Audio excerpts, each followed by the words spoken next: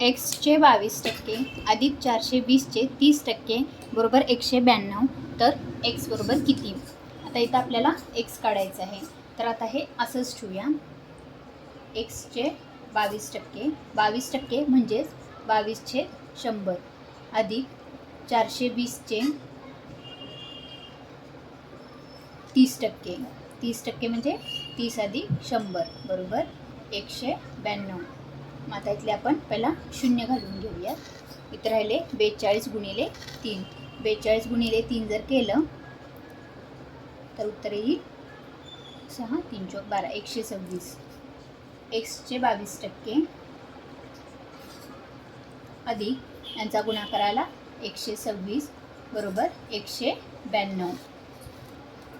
आता हे 126 इथे अधिक आहे, ते इकडे गेल्यानंतर वजा होणार. एक्सचे 22% बरोबर 192 वजा 126 यांची वजाबाकी करूया. उत्तर आले 66.